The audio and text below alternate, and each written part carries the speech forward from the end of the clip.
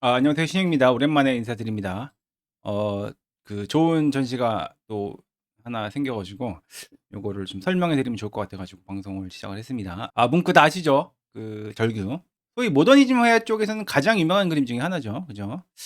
그래서 근현대의 모나리자 이렇게 평가하기도 하고 뭐 패러디 같은 것도 되게 많습니다. 이런 그림인데 하여튼 간에 뭉크의 그 회고전을 한다. 예술의 전당 헝가리안 미술관에서 한다고 하거든요. 이거 사실 대단한 거죠. 우리나라 어쨌든 간에 굳이 얘기하자면 제3세계 아닙니까? 근데 유럽도 아니고 우리나라에서 이제 회고전을 할 만큼 우리나라가 힘이 있다는 거죠.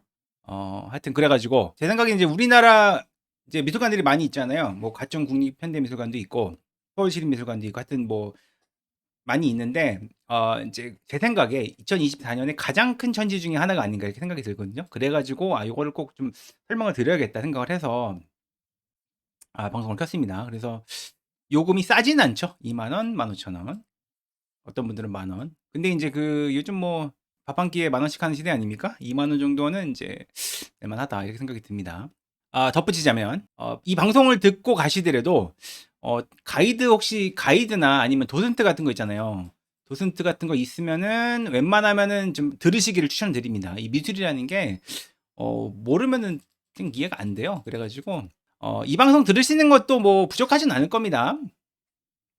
제가 좀 지식이 풍부한 편이라 제가 드리는 설명이 어 충분할 거라고 생각을 하지만 그래도 제 거에 더해서 들으시면 더 도움이 되니까 어 얼굴도 예쁘시네요. 하여튼 값은 한 3,000원 정도니까 생각 이것도 뭐 나쁘지 않은 것 같고.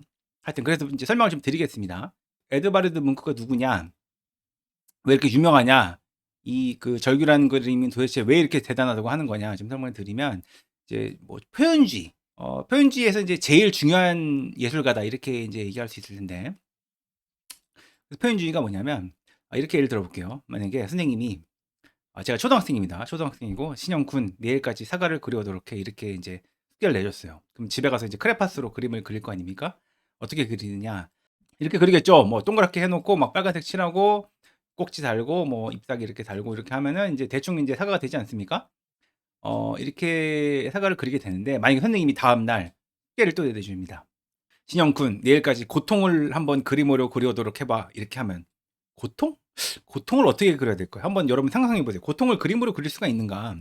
고통은 그림으로 그릴 수가 없습니다. 왜냐하면 인간의 감정이기 때문에 눈에 보이는 게 아니잖아요. 우리 뇌 속에 있는 거고 우리 마음속에 있는 거니까 이미지화 시킬 수가 없어요. 옛날 화가들은 어떻게 고통이라는 감정을 표현했느냐 그러면 예를 들자면 이제 이거 루벤스의 그림을 한번 비교해 보면 이게 루벤스가 인제 고통을 어떻게 표현했느냐.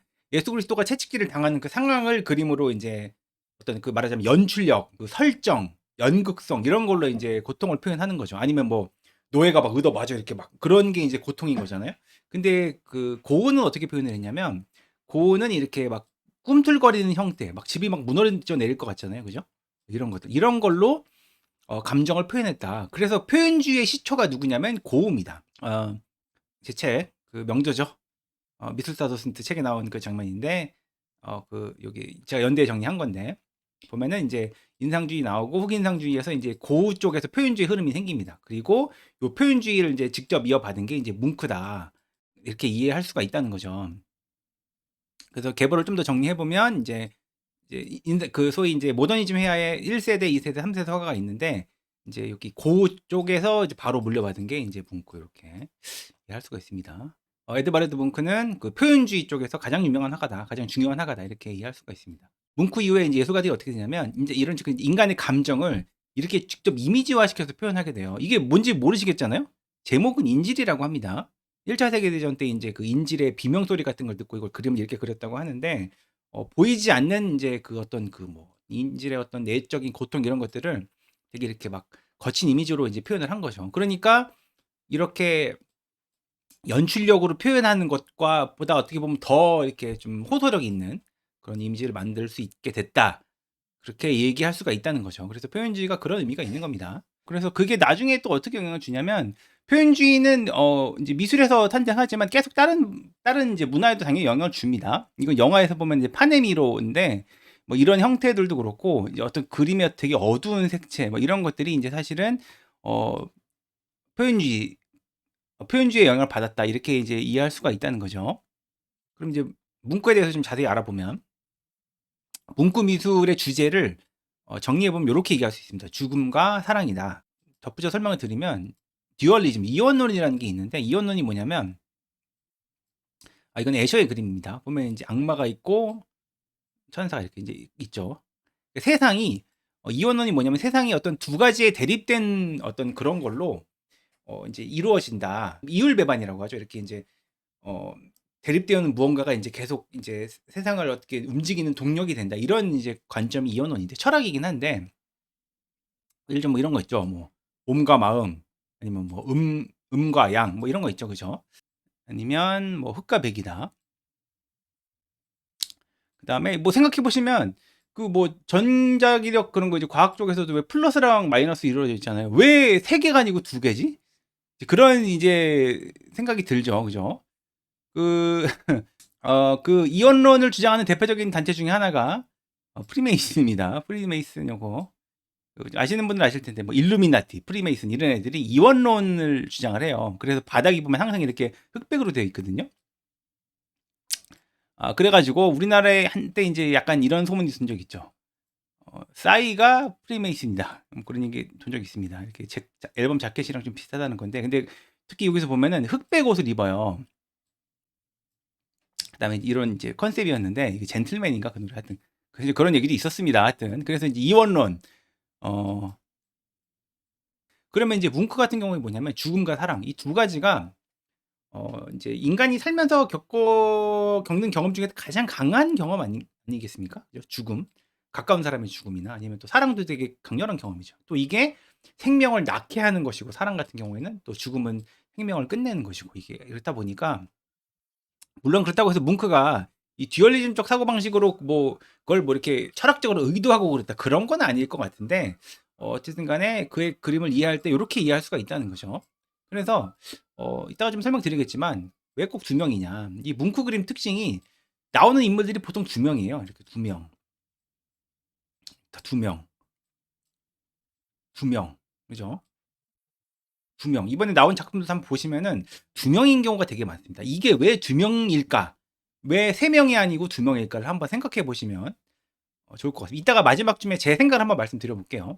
하여튼 그래서 이제 배경을 좀 설명드리면 뭉크는 노르웨이 출신입니다. 노르웨이 출신. 어 저희한테는 그 고등어의 나라죠. 제가 생선을 되게 좋아해서 고등어 연어. 그래서 노르웨이인 게 뭐가 중요한 거냐? 이게 왜 중요하냐면 당시 예술가들이 대부분 파리 출신이에요. 파리. 그래서 이거 보시면 클로드 모네 이거는 이제 드가, 르누아르 이건 메리카사시라고 여성 인상주의 화가인데 이런 식으로 다 파리 출신이에요.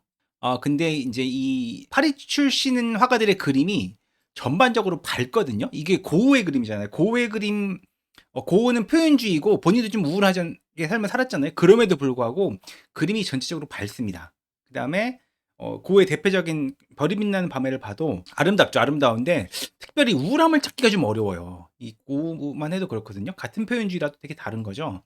근데 뭉크의 그림은 그냥 다 이래. 뭔가 우울해 뭔가. 그래서 이게 원인이 뭐냐. 이거 얘기할 때 파리 출신이 아니고 이제 북유럽 출신이기 때문에 어떤 그 환경의 영향을 받지 않았냐.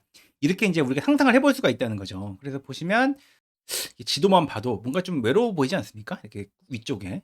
이런 데 사는 사람들은 어떡하지? 되게 외로울 것 같은데. 하여튼 간에 또 되게 특이한 자연 현상이 있는데 백야랑 극야라는 게 있어요. 왜냐면 백야는 이제 낮이 계속되는 거고 극야는 밤이 계속되는 건데 사진을 찾아봤더니 뭐 요런 느낌입니다. 이렇게 되게 약간 이제 아슬한 밤인 듯 낮인 듯 요런 게 좀 지속되는 경우도 있고 이거 노르웨이에서 찍은 사진이래요.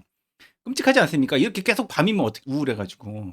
근데 이게 이 현상이 왜 생기냐면 이제 간단히 그냥 과학적인 거 설명을 좀 드리면 이게 저희가 우리 지구가 이렇게 기울어서 돌지 않습니까? 이제 이렇게 쭉 이렇게 이런 식으로 태양 주변을 도는데 태양 이쪽에 있을 때는 태양빛이 이렇게 비치니까 여기가 계속 그냥 밝은 거예요. 얘는 이제 요렇게 도니까 계속 이거 밝은 거고 또 그 지구가 태양의 오른쪽으로 이렇게 가면은 계속 이쪽은 계속 어두운 거야. 하여튼 간에 뭐 그런 식으로 된다고 합니다. 그래서 이제 백야 극야 현상이 생기는데 그래서 어떤 문제가 있냐면 술들을 그렇게 많이 먹는데요.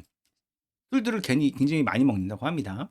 이게 이제 구글에다가 노르웨이 주일 정책 이렇게 치면 이렇게 나오거든요. 뭐냐면 이들과 모든 휴일에는 전국의 상점, 그러니까 음식점을 제외하고는 맥주를 포함한 모든 주류 판매가 금지됐다. 이상하지 않습니까? 주말에 술을 안 먹으면 언제 먹어요? 근데 이거를 법으로 금지해 놓은 거예요. 이런 식으로 술을 왜 금지해 놨냐면 이게 우울해지잖아요. 계속 밤이니까 할 게 없지 않습니까? 계속 밤이야. 그래서 술만 먹는 거예요. 그러니까 그러다가 알코올 중독으로 가는 경우도 많고 우울증에 걸린 경우도 되게 많고 그랬대요. 나라에서 이제 술을 이제 법으로 금지해 놓은 거고 또 어떻다고 하냐면 술의 그 관세가 되게 높대요. 그래서 만약에 노르웨이로 가려고 하면 이제 스웨덴이 조금 더 싸냐 그랬나?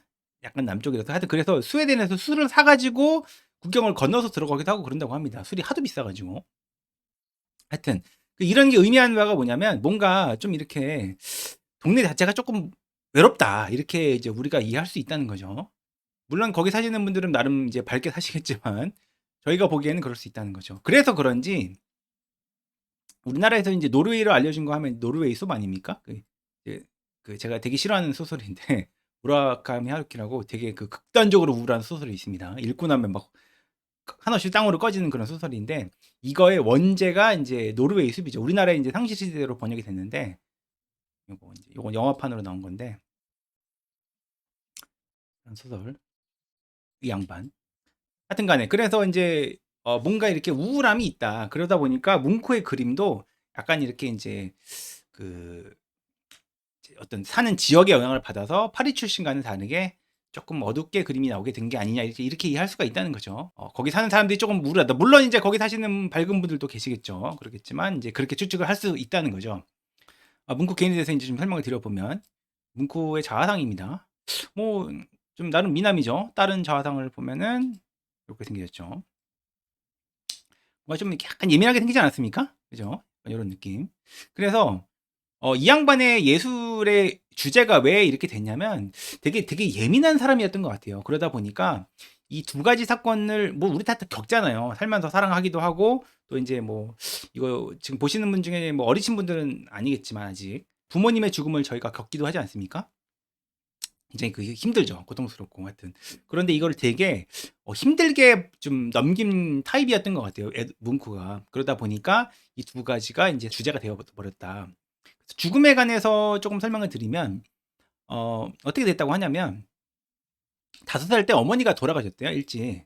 근데 이때는 어리니까 5살 때 아무것도 모르잖아요. 기억이 거의 없는데 이제 그간 어머니가 없는 동안 어떤 엄마 역할을 해주던 보통 그러지 않습니까? 남매가 이제 누나가 있으면 엄마가 없으면 이제 누나가 이제 엄마 역할도 해주죠. 근데 15살이 됐을 때 이제 죽게 됩니다. 그게 굉장히 충격이 컸다고 해요. 그래서 이제 뭉크가 요거를 그림으로 그립니다.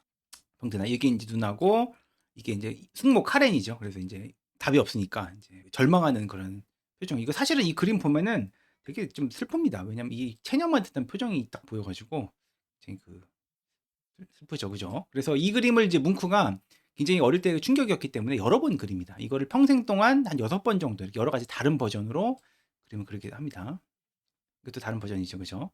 이건 사실은 뭉크 그림의 전반적인 특징이기도 합니다. 뭉크는 하나의 그림을 여러 번 계속 그리거든요. 사실은 저희가 회고전을 우리가 볼 수 있었던 것도 뭉크가 이렇게 여러 번을 그린 게 많기 때문에 그런 것들을 좀 모아서 가지고 온 게 된 것 같습니다. 하여튼 하나 좀 덧붙여 설명드리면 이 침대에 누운 소녀의 그림, 누나죠. 이거랑 다른 화가의 어떤 침대에 누운 소녀 그림을 비교해 보면 이제 알 수가 있죠. 이건 그냥 느낌 밝고 좋잖아요. 예쁘고. 근데 보시면 표현주의, 이런 막 거친 붓질, 막 이런 오묘한 색깔들, 이런 것들, 요런 것들이 이제 감정을 표현하는 표현주의다. 이렇게 이해할 수 있다는 거죠. 그래서 이제 누나만 죽은 게 아니라 좀 있다가 이제 아버지도 죽습니다. 그래서 이거는 이번에 저희 전시에 온 작품 중에 하나인데 생클로의 밤. 이게 인제 어떻게 추측을 하냐면 이제 실루엣이 보이지 않습니까? 이제 아버지의 모습으로 추측을 합니다. 왜냐하면 요거 그리는 전해에 아버지가 1889 년에 돌아가셨거든요. 26살 때.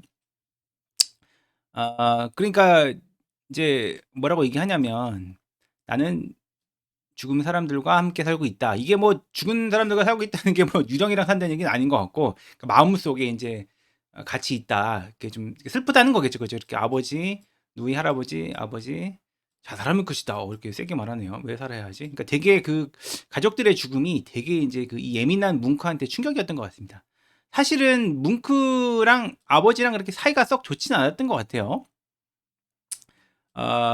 왜 그러냐면 이 뭉크의 아버지로 추정되는 그 뭉크의 아버지 입장에서 보면 와이프가 일찍 죽은 거잖아요. 와이프가 일찍 죽고 나서 어떻게 바뀌었다 그러냐면 되게 이렇게 좀 예민하게 아빠가 바뀌었대요. 그러니까 뭉크의 캐릭터 형성도 아버지의 영향을 좀 받았을 거로 추측이 되는데 뭐라고 뭉크가 얘기했냐면 내 아버지는 정신신경증에 걸릴 정도로 신경질적이었고 강박적으로 종교적이었다. 그러니까 와이프가 죽고 나서 종교에 많이 이렇게 좀 집착을 했다고 해요. 그다음에 아버지에게서 나는 광기의 씨앗을 물려받았습니다. 뭔지 모르겠지만 굉장히 좀 이렇게 평범하지 않았던 아빠였던 모양입니다. 그래서 내가 태어난 날부터 공포, 슬픔, 죽음의 천사들이 내 곁에 있었습니다. 이렇게 얘기합니다. 그러니까 뭔가 그 와이프가 죽고 나서 뭉크에게 되게 이제 좀 신경질적이고 뭐 그렇게 강박적이고 이렇게 행동을 했던 것 같습니다. 그럼에도 불구하고 신경질적인 아빠로도 그래도 가족이 있는 게 낫죠. 사람이라는 게 그렇지 않습니까? 근데 아버지까지 돌아가시고 나서 진짜 의지할 데가 없어졌던 것 같아요. 그래서 인제 제 생각에 인제 이렇게 표현할 만큼 굉장히 좀 힘들었던 모양입니다. 그래서 이게 인제 어 그 문구의 주요 테마, 주로 가족의 죽음이죠. 그래서 요거에 관련돼서 죽음에 관한 그림들을 많이 그리게 됐다. 이렇게 이해할 수가 있습니다. 자, 그러면 사랑은 뭐였냐? 이 양반이 또 인제 사랑이 또 실패를 자꾸 합니다.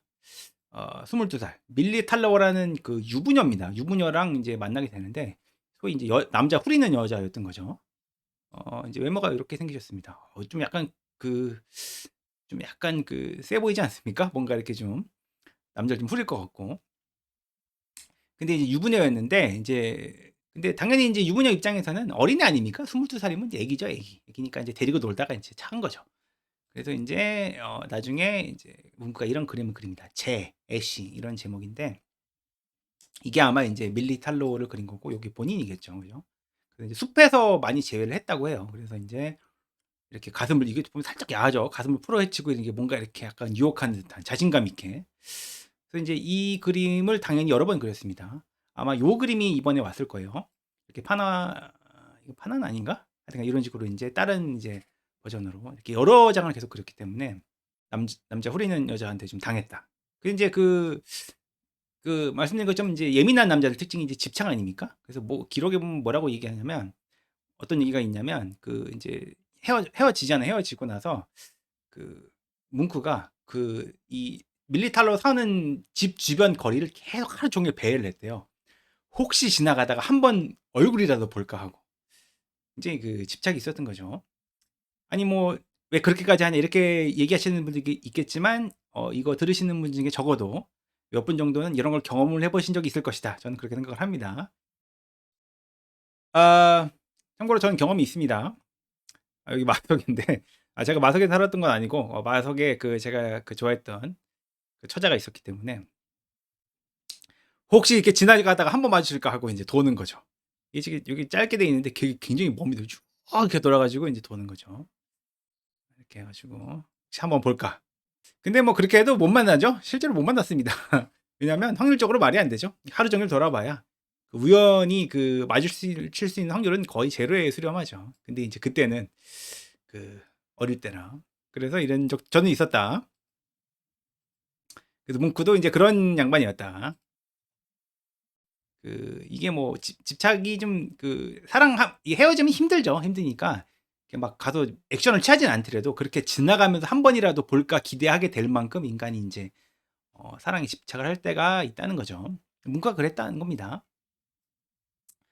그래서 인제 오슬로에 있다가 인제 또 인제 미술 활동을 하기 위해서 베를린으로 갑니다. 1892 년에. 20대 후반 정도에 인제 베를린으로 간 것 같습니다. 20대 후반 정도에. 그래서 인제 이렇게 설명이 돼 있는데 뭔 얘기냐면 예술가 비평가로 구성된 그룹, 예술가 모임에 참여해 가지고 인제 활동을 하는 거죠. 그래서 그 예술가 모임의 이름이 뭐였냐면 검은 돼지들, 블랙 피글렛이었다고 합니다. 왜 블랙 피글렛이었냐면 이제 그 예술가들 모이면 보통 어떤 장소에 모이잖아요. 근데 그게 여기가 인제 블랙 피글렛이라는 인제 그런 인제 술집이었나 봐요. 그래 가지고 여기서 모였기 때문에 블랙 피글렛이었다. 근데 여기서 누구를 만나냐면 30살 전후로 다그니 유엘이라는 소위 남자 홀리는 여자를 만나게 됩니다. 이번에 온 작품의 여주인공이기도 하죠, 이 그림. 어떻게 생기셨냐면 요렇게 생기셨습니다. 뭔가 그 신기한 느낌이 나지 않습니까? 요런 여자분들이 요렇게 생기신 여자분들이 있죠. 그죠? 어떻게 됐냐? 이 블랙 피글렛의 어떤 그 남자들이 다 들썩들썩하기 시작하는 거죠. 이 다그니 유엘이 굉장히 그 상냥하고 착하고 말도 별로 없고 되게 이렇게 소위 좀 고급진 느낌이 나는 그런 여자였나 봐요. 그 남자들 막 홀리지 않습니까? 그래 가지고 인제 그 모임이 막 들썩들썩하는 거죠. 남자들이 막 서로 막 어떻게든 한번 잘 보이려고 막 난리 나고 그런 거죠. 아 참고로 그 마석의 그녀가 그런 느낌이었습니다. 말수도 별로 없고 조용하고 상냥하고 그런 분이었습니다. 그렇다는 거. 그래서 인제 뭉크가 이 모임에서 만났는지 아니면 다그니웨를 오슬로에서 만나고 같이 베를린으로 간 건지는 알 수 없습니다. 근데 어쨌든 간에 둘이 좀 연애하는 관계가 좀 있었던 것 같아요. 그래서 인제 이것도 다른 버전에 맞았는데 제가 옛날에 제일 좋아했던 그림 중에 하나입니다. 이 너무 아름답지 않습니까? 하여튼 그래 가지고 근데 이게 보면 이제 누드잖아요. 그러니까 약간 이 뭉크랑 뭔가 좀 있지 않았겠느냐 이렇게 추측을 할 수가 있죠. 그런데 이 블랙 피글렛에 가 가지고 어떻게 되냐면 인제 극작가 다른 어떤 그 폴란드 출신 극작가랑 눈이 맞아 가지고 결혼을 해 버립니다. 그리고 나서 인제 뭉크가 이번에 온 인제 요런 그림을 그리죠. 이거 보면 인제 그 정확히 뭘 의미하는지는 학자들도 완벽하게 이해하지 못합니다. 근데 어떤 이렇게 막 쭈구리가 한 명 있고 그다음에 인제 막 뭔가 이렇게 정자가 이렇게 있는데 어떤 그 성적인 거를 인제 암시하는 걸 수도 있고 요렇게 해서 요렇게 가지 않습니까? 요렇게 하여튼. 그래서 마찬가지로 이 그림도 인제 뭉크는 여러 번 그립니다. 근데 인제 이 베를린에 와 가지고 어떻게 되냐면 사실은 이 표현주의로 되게 크게 성공을 해요, 뭉크가.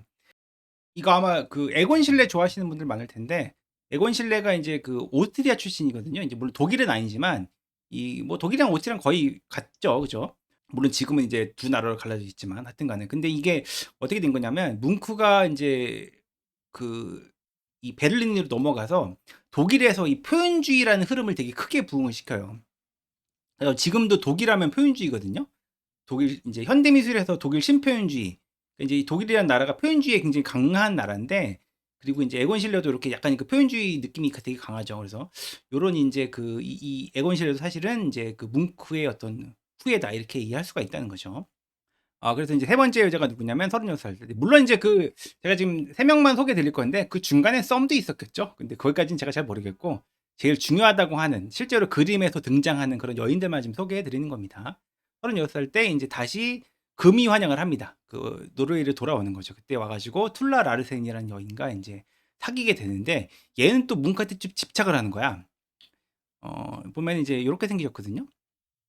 좀 부잣집 딸이었대요. 보니까 인제 뭉크가 인제 금이 환영 아닙니까. 독일에서 성공하고 돌아온 예술가잖아요. 그러니까 되게 잘 나가니까 이제 좀 붙은 거죠. 좀 사귀고 했는데 문제가 뭐였냐면 이 그림도 약간 제패적이지 않습니까? 독일에 가 가지고 약간 그 보헤미안 독일에 가서 보헤미안적 삶 그러니까 결혼하지 않고 뭐 즐기기만 하고 그런 어떤 그 히피적인 삶을 배워서 옵니다. 와 가지고 툴라 라르센이랑 만났는데 같이 놀기만 하고 여행도 다니고 뭐 할 거 다 하는데 결혼은 안 해 주는 겁니다. 근데 얘가 그때가 인제 이 툴라 라센이 인제 20대 후반이었기 때문에 지금이야 20대 후반이면 뭐 아직 괜찮다고 얘기할 수 있을 텐데 그때만 해도 20대 후반이면 진짜 완전 노처녀였거든요. 얘가 마음이 너무 급한 거야. 그래 가지고 뭉크한테 계속 인제 결혼해 달라고 조르게 됩니다. 근데 뭉크는 인제 "난 싫다. 난 즐기기만 할 거다." 이렇게 된 거죠. 그래서 그것 때문에 인제 실랑이가 나 가지고 어느 날 인제 이 툴라 라르센이 "내가 자살하겠다." 막 이렇게 소리치니까 인제 뭉크가 급하게 찾아가요. 찾아가서 또 말싸움하다가 어쩌다가 인제 총알이 발사가 됩니다. 총알이 발사가 됐다. 정확히 어떤 사건의 경위가 있었는지는 알려져 있지 않습니다. 어쨌든 간에 총알이 발사가 되고 누가 죽지는 않았는데 뭉크의 손가락이 날아갑니다. 이게 인제 이 사진을 보시면 손가락이 어떻게 없죠. 그죠?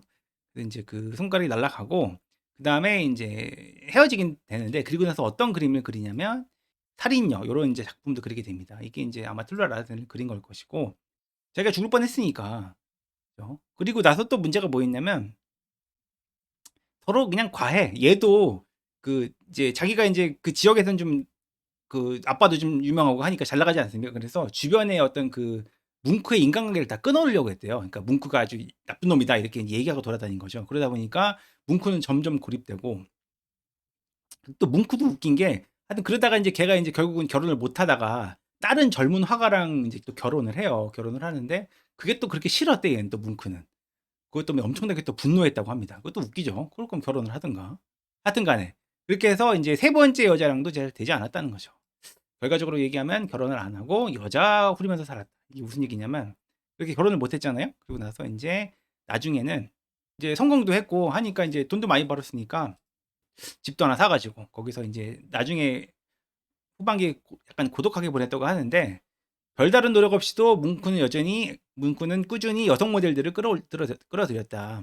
그리고 누드화를 계속 그리거든요. 아마 그들과 성적인 관계를 가졌을 것으로 추정하고 있다. 그래서 후반기 그림들을 보면은 실제로 누드가 되게 많습니다. 다 이제 후반기 그림 이렇게 해서 이런 식으로 이제 누드 그림 그리면서 여자애들이랑 논 거죠. 어, 계속 이제 원나잇만 하는 거죠. 완전 양아치죠. 16살짜리 데리고 놀다가 차버리고 뭐 바이올리니스트 뭐 여러 이제 여인들이 등장합니다. 그래서 이렇게 이제 작업실에서 이제 놀다가 이제 빠이빠이 하고 이렇게 된 거죠. 본인이 글쎄요. 본인이 좀 우울하게 산 것 같기도 하고 내 생각에 그냥 뭐 이 얘가 저기 좋아하게 뭉크 많이 좋아했다며. 그래서 문과대 집착을 했던 여자라고 하는데 그냥 얘 같이 잘 살면은 안 우울하고 괜찮지 않았을까 싶은데 어쨌든 간에 본인이 그런 선택을 한 거죠. 요게 인제 간단히 인제 소개해 드린 문과의 삶이고 작품들을 좀 설명을 드리면 이번에 인제 아무래도 이게 대표작이죠. 그 문구의 그 회화나 다른 그림들은 아닌데 요건 이제 판화입니다, 판화. 뭉크는 말씀드린 것처럼 같은 그림을 여러 번 그렸습니다. 제일 많이 알려진 게 이 그림이고 그 외에도 이게 크레용으로 그리기도 했고 약간 다른 버전을 그리기도 하고 계속 인제 같은 그림을 되게 많이 그렸습니다. 이번에 저희 나라에 온 게 요 판화 그림이죠. 그래서 말씀드린 것처럼 그 가장 그 패러디가 많이 되는 그림 중에 하나죠. 고라파더. 아까 보여드린 요거 스펀지밥. 하여튼 그리고 또 영화에서도 이게 패러디 된 걸로 유명하죠. 스크림. 절규랑 이름이 같죠. 그죠?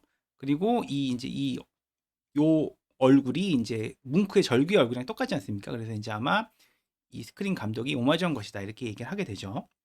그래서 갑자기 왜 이런 절규라는 그림을 그리게 됐냐면 이 양반 이제 노트에 나온 기록을 그대로 이제 읽어 드리면 어느 날 저녁 나는 친구 2명과 함께 길을 따라 걷고 있었다. 한쪽에는 마을이 있고 내 아래에 있는 피오르드가 있었다. 나는 피곤하고 아픈 느낌이 들었다. 해가 지고 있었고 구름은 피처럼 붉은색으로 변했다. 나는 자연을 뚫고 나오는 절규를 느꼈다. 여기 절규가 나오죠. 실제로 그 절규를 듣고 있는 것 같았다. 나는 진짜 피 같은 구름이 있는 이 그림을 그렸다. 색채들이 비명을 질러댔다. 이렇게 이제 노트에 썼는데 피오르드가 뭐냐면 이제 저희 중고등학교 때 아마 배웠던 기억이 나실 텐데 이렇게 U자형 계곡이죠. 이게 뭐냐면 이제 빙하가 이렇게 거대한 빙하가 이렇게 쭉 쓸고 내려와서 이제 거대한 이제 협곡이 생긴 거죠. 그래서 인제 이 실제로 이 여기가 가시면 있습니다. 오슬레 가시면 볼 수 있어요. 요렇게 인제 요렇게 생긴 지역입니다, 여기. 그래서 이렇게 인제 이런 꼬맹이도 있죠. 그죠? 여기인데 그래서 인제 왜 이런 그림을 그렸느냐 이제 본인의 우울증 때문이죠. 본인의 우울증 때문인데 이제 후대에 이제 워낙 유명한 그림이니까 여러 인제 학자들이 추정을 해본 게 뭐냐면 1889 년에 인제 이게 파리 엑스포입니다. 저희 나라는 개최에 실패했죠, 안타깝게도. 근데 1889 년에 인제 파리에서 요렇게 인제 거대한 엑스포가 인제 개최가 됐는데 이때 출품된 것 중에 뭐가 있었냐면 이게 약간 좀 무섭긴 한데 요거 페루의 어떤 미라가 발견이 됩니다. 페루의 미라. 그래서 요거를 보고 아마 인제 그런 어떤 좀 본인이 이걸 보고 좀 충격을 받았을 수도 있고 그래서 인제 절규를 그리게 된 것이 아니냐 이렇게 추측을 하기도 합니다. 아까 요거는 이제 설명드린 것처럼 마돈나 그림은 인제 다그니웰 신비로운 남자 홀리는 여인이었고 그다음에 이거 보시면 이번에 온 그림 중에 하나는 이제 뱀파이어라는 그림이 있죠. 이제 원래 제목은 뱀파이어가 아니고 사랑과 슬픔이거든요. 그런데 나중에 인제 뱀파이어로 제목을 바꿨다고 해요. 그래서 이게 인제 그림으로 보면은 인제 사랑하고 슬퍼하는 그러니까 뭐 헤어지고 뭐 그럴 때 뭐 그런 느낌으로 그린 걸 수도 있는데 이게 인제 약간 피를 빨아보는 것처럼 보이기도 하지 않습니까? 그래서 이제 제목을 바꾼 것으로 보입니다. 아니면 애초에 기획을 그렇게 했을 수도 있고 중의적인 의미로 뱀파이어와 사랑과 슬픔. 그래서 인제 연도를 보면은 인제 여기 나오지만 1895 년이죠. 그러니까 이거는 인제 시기적으로 보면은 피글렛 때 있을 때거든요. 그러니까 작은 이해일 수도 있는데 개인적으로 추측하는 거는 이 그 첫사랑이지만 약간 기억이 강하지 않습니까? 그때 좀 기억이 안 좋아 가지고 계속 인제 그런 그림을 그리게 된 게 아닌가 싶습니다. 왜냐하면 제가 그렇게 왜 추측을 하냐면 이 그 애쉬란 이번에 온 이 애쉬 그림도 연대가 그 딱 고때 전후예요. 그러니까 인제 첫째 여인이랑 헤어지고 10년 뒤에 그림을 그린 건데 그러니까 그때 기억을 이제 이게 씁쓸했던 기억을 되살려서 그린 게 아닌가 싶습니다. 마찬가지로 이 그림도 여러 개의 인제 다른 버전으로 그린 것 중에 하나가 온 거죠. 그래서 인제 이 시기 때가 인제 뭉크의 미술에서 제일 중요한 시기라고 합니다. 왜 중요하냐면 이때 인제 본인이 이 죽음과 사랑이라는 주제를 가지고 그린 그림을 인제 어떻게 불렀냐면 프리즈 오브 라이프라고 부릅니다. 삶의 프리즈. 이게 프리즈가 뭔지 모르시는 분 많을 텐데 간단히 설명드리면 이 그 저기 뭐야 신전 있잖아요. 그리스 신전 보면은 요 부분 이렇게 위에 뚜껑이 있고 이 기둥이 있지 않습니까? 요 중간 부분에 이렇게 길게 해 가지고 이렇게 뭔가 이렇게 그림들을 쫙 이렇게 놓는 부분이 여기를 프리즈라고 하거든요. 보시면 요런 식으로 인제 그 그림이 아니라 인제 이렇게 구조를 많이 보통 조각해 놓죠. 요런 걸 프리즈라고 하는데 프리즈 오브 라이프 이렇게 삶의 어떤 그 어떤 뭐 수레바퀴 뭐 이런 식으로 인제 그림을 그린 것 같아요. 이제 주제가 기본적으로 죽음과 사랑입니다. 그래서 이제 이런 식으로 그때 인제 아픈 자가 있는 방 죽음과 관련된 주제 이 작품을 시작으로 인제 계속 이 뱀파이어 시리즈도 이 프리즈 오브 라이프에 포함된다고 볼 수 있고 그러니까 이게 프리즈 오브 라이프가 특별히 내가 이제 프로젝트로 10장 그린다 막 이런 게 아니라 그냥 삶의 어떤 죽음과 사랑에 관한 주제로 계속 한 거의 한 10년 동안 계속 그 그림을 그리거든요. 그걸 이제 다 통틀어서 프리즈 오브 라이프라고 합니다. 본인이 이제 그렇게 명명을 한 거죠. 그래서 그림을 그리기도 하고 이건 사랑에 관한 내용이겠죠. 그죠? 그래서 인제 이렇게 이건 또 다시 죽음에 관한 내용 이런 것들을 계속 인제 그리게 됩니다. 이번에 요것도 마찬가지죠. 시기적으로 보면 딱 고때이기 때문에 카를 요한 거리의 저녁. 이 그림도 마찬가지로 아마 이제 장례식장을 그린 게 장례식장 행렬이 아닐까 싶은데 마찬가지로 계속 이 그림을 여러 번을 그립니다. 이런 식으로 유화로 그리기도 했고. 그래서 인제 이 프리즈 오브 라이프가 중요한 이유가 뭐냐면 후반기 그림이랑 확실히 좀 구분이 되거든요. 후반기 그림을 보면 말씀드린 것처럼 이 저기 나중에 여기다 집 사 가지고 들어가서 틀어 박혀서 그림 그릴 때는 이제 보통 이제 이런 그림을 많이 그렸어요. 이런 그림들. 이런 누드 그림. 여자 꼬셔 가지고 같이 놀다가 그림 그리고 이런 그림. 이런 그림. 그러니까 쪼끔 그림이 달라요. 그러니까 이 프리즈 1890 년대부터 1900 년까지 1900 년까지 고 한 10년 정도의 그림이 인제 '뭉크의 최고 시기다.' 이렇게 볼 수 있을 것 같습니다. 표현주의 시기이기도 하고 가장 인제 열심히 열정적으로 작업을 했던 그런 시기다. 이렇게 얘기할 수 있다는 거죠. 그래서 이 그림을 좀 보면 이 그림이 요번에 왔거든요. 이게 해변의 두 소년이라는 제목인데 이 그림이 인제 뭐 '뭔 내용이냐.' 이렇게 싶을 수 있겠지만 제가 인제 설명드리고 싶은 거는 왜 꼭 두 명이냐 이거예요. 말씀드린 것처럼 항상 이렇게 인물들이 두 명인 경우가 많습니다. 이 양반은 하여튼 그게 좀 있어요. 이번에 왔던 다른 그림도 이렇게 돼 있고 두 명이죠. 그죠? 또 두 명, 또 두 명. 그다음에 이번에 온 이제 키스 이런 작품도 그렇고 이런 작품도 그렇고 해변의 두 명 이번에도 마찬가지죠. 또 마찬가지로 두 명. 그러니까 인제 뭐 사랑을 다룬 주제가 많으니까 두 명이다 이렇게 얘기할 수도 있는데 이건 사실은 특별히 설명이 없고 이건 좀 약간 제 생각이니까 그걸 좀 감안하고 좀 들어 주세요. 이런 게 있지 않습니까? 3의 법칙이다. 이게 뭐냐면 이렇게 심리학적 현상이다. 그러니까 뭐냐면 3 명이면은 인제 좀 뭐 그거 있잖아요. 이렇게 힘이 실린다. 어떤 뭐 주장을 하든 아니면 어떤 조직을 할 수도 있고 2 명이랑은 좀 달라요. 3 명부터 가능하다는 거죠. 우리나라에 뭐 3인 성호 이런 말도 있지 않습니까? 그리고 뭐 하나 둘 셋 이런 것도 있고 아니면 삼국지도 있고 그다음에 삼국지에서도 꼭 유비, 관우, 장비 3명 아닙니까? 3 명. 2 명인 경우가 잘 없고 3 명인 경우가 되게 많은 거예요. 그러니까 2 명이니까 이게 의미하는 바가 뭘까 인제 고민을 좀 해 보면 3 명이면 쉽게 얘기하면 이게 제 생각입니다. 안 외롭습니다. 3 명이면 안 외롭고 2 명이면 좀 외로운 것 같아요. 그러니까 인제 이게 이 뭉크의 그림의 어떤 기본적인 주제가 근현대 시대의 외로움 이렇게 볼 수 있거든요. 그러니까 뭉크의 그림을 얘기할 때 뭐라고 얘기하냐면 "근현대의 모나리자다." 이렇게 얘기를 합니다. 르네상스를 대표하는 이제 모나리자가 이제 다빈치의 모나리자잖아요. 이걸 그럼 근현대인의 삶을 대표하는 모습이 무엇이냐? 그거 할 때 인제 뭉크의 어떤 이런 모습이라는 거죠. 근데 이게 그러니까 저희가 인제 이런 식으로 패러디를 많이 하는 이유도 뭔가 좀 공감이 된다는 거예요. 그러니까 이게 무슨 의미냐면 저희가 시대가 인제 근현대로 오면서 대가족에서 핵가족으로 넘어가서 지금은 거의 막 혼자 사는 가족이 되게 많잖아요. 점점 이렇게 말하자면 타자화되고 분리된다는 거죠. 그러다 보니까 인제 외로움을 많이 느껴지는데 뭉크가 인제 그림을 그릴 때 본인이 의도하지 않았을 수도 있어요. 그러니까 3 명이니 2 명인지 생각하지 않았 그러니까 그거를 굳이 고민하지 않았을 수도 있는데 대부분의 그림이 2 명인 게 되게 이상하거든요. 그러니까 제 생각에 이거는 어떤 직관적으로 3 명이면 안 외롭다는 거를 느끼고 있었던 게 아닌가 싶습니다. 그래서 어떤 좀 쓸쓸한 어떤 뭉크의 그림은 주로 2 명으로 등장하는 게 아닌가 이렇게 추측을 할 수가 있다는 거죠. 이번에 오신 그림들도 한번 살펴보시면 물론 다 그런 건 아닙니다. 이런 것도 보면 사람이 되게 많잖아요. 그죠? 뭐 그렇긴 한데 뭉크의 그림들 중에 이제 주로 2 명이 많은 것에 대해서는 이제 그런 식으로 좀 해석할 수 있지 않을까. 그러니까 여기에 만약에 한 사람이 누가 딱 들어온다. 뭉크 자신이든 그러면 그림이 좀 덜 외로워지는 거야. 그러니까 그거를 꼭 이렇게 막 의식적으로 생각하지 않더라도 직관적으로 그렇게 그리게 되지 않았을까 이렇게 저는 추측을 합니다. 그래서 이번에 왔던 다른 그림들 한번 봐도 이렇게 인제 주제는 키스지만 사랑과 관련된 거지만 이상하게 2 명인 경우가 되게 많다. 그것도 그렇고 그것도 같은 내용으로 좀 나중에 다시 그린 거죠. 다른 인제 제가 자료를 찾아봤는데 다른 설명이 있진 않습니다. 설명이 없는데 제가 추측하기로는 이렇게 뭉크가 2 명을 많이 그리게 된 게 본인의 그림이 인제 주로 외롭잖아요. 그러다 보니까 '자연스럽게 그런 선택을 한 게 아닌가.' 이렇게 인제 추측을 하고 있습니다. 하나 덧붙이자면 여기 이게 있습니다. 아이 같은 거 있지 않습니까? 아이. 저는 이게 아이인 줄 알았어요. 이번에 요 그림도 아마 왔을 건데 이거 아이가 아닙니다. 이게 태양이고 이게 이렇게 인제 물에 비친 겁니다. 이게 일종의 트레이드 마크처럼 되긴 했는데 착각하지 마시라고 말씀을 드립니다.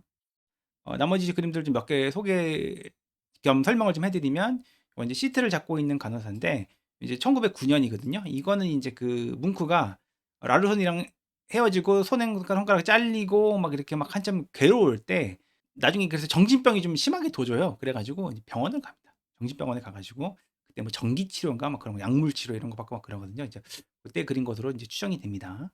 또 이 그림도 한번 보시면 이거는 인제 질투. 이거는 1896 년이니까 생애 프리즈 시기에 그린 그림인데 이 그림도 마찬가지로 인제 여러 가지 버전으로 그렸습니다. 이건 유화 그림도 있고 이런 버전도 있고 한데 개인적으로 인제 96 년이면은 그럼 얘가 누구냐? 얘랑 누구냐? 개인적으로는 이 신비로운 남자 홀리는 여인 다그니 누엘이 아니겠는가 이렇게 생각이 듭니다. 자기가 인제 블랙 피글렛에서 얘랑 어떻게 해 보려고 했는데 인제 딴 남자가 채갔잖아요. 그래서 거기에 인제 질투를 인제 그린 게 아닌가 싶은데 이 그림은 좀 유치하죠. 약간 이게 본인이라고 가정해 보면 이렇게 되게 직관적으로 표현하는 게 유치한 건데 본인이 약간 감정이 많이 상했을 수도 있고 정확히는 모르겠는데 하여튼 사랑에 있어서 질투에 관한 그림을 그리기도 했다. 요번에 한 건 요거고.